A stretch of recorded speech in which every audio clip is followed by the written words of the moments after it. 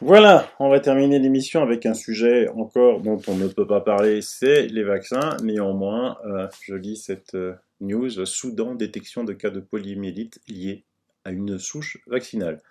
Des cas de poliomyélite viennent d'être détectés au Soudan, mais aussi en Éthiopie ou encore au Tchad, et les autorités sanitaires ont entrepris une riposte dans la région. Il s'agit de nouveaux cas de polio liés non pas au virus sauvage, mais à une souche vaccinale.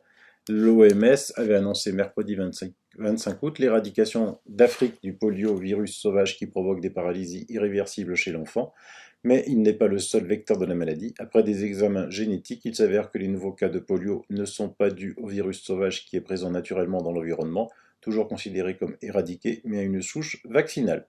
Près de 200 cas de poliomyélite ont été ainsi détectés depuis le début de l'année au Soudan et dans les pays proches comme le Tchad, la République démocratique du Congo, l'Angola ou encore l'Éthiopie. La souche sauvage n'existe plus en Afrique et le continent est maintenant libre de cette souche, mais il n'est pas entièrement libre de la polio parce qu'il y a aussi ce que l'on appelle une souche dérivée vaccinale, a précisé Olivier Rosenbauer, porte-parole du programme d'éradication de la polio à l'OMS. Dans de rares cas, en effet, le vaccin constitué d'un virus rendu inoffensif peut muter et redevenir virulent.